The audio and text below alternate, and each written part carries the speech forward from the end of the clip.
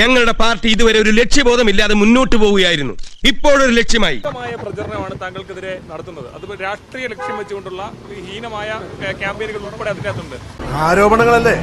ഈ നാട്ടിൽ ഒരു ആഭ്യന്തര വകുപ്പിന്റെ കുത്തഴിഞ്ഞ സംവിധാനം കാരണം ആർക്കും ആരെ പറ്റി എന്തും പറയാം. നാളെ നിങ്ങളെ പറ്റിയും പറയാം.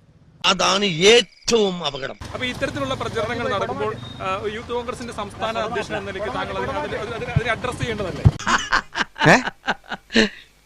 മുഖമില്ലാത്ത ആളുകളുടെ അതിക്രമത്തെ നമ്മൾ എന്തിനു അഡ്രസ് ചെയ്യണം? ഇത്തരം ചീപ്പ് പബ്ലിസിറ്റിയിലൊന്നും എനിക്ക് താല്പര്യമില്ല. എന്തിനു അഡ്രസ് ചെയ്യുന്നത്?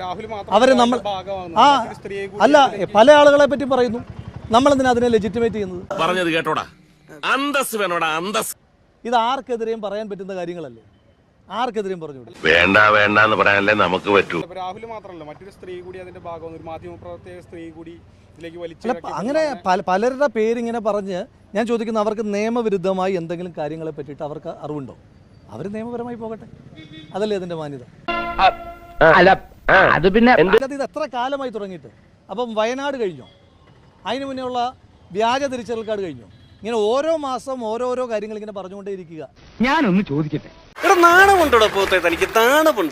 നമ്മളോ പാലക്കാടോ നാട്ടിലെ ജനങ്ങളോ ഇതിലൊന്നും കൺസേൺഡ് അല്ല. Who curse? എല്ലാരും വിളിച്ചു. ഇത്തരം അധമമായ മുഖമില്ലാത്ത ആളുകളെ നിങ്ങൾ ലെജിറ്റിമേറ്റ് ചെയ്യാൻ പാടില്ല.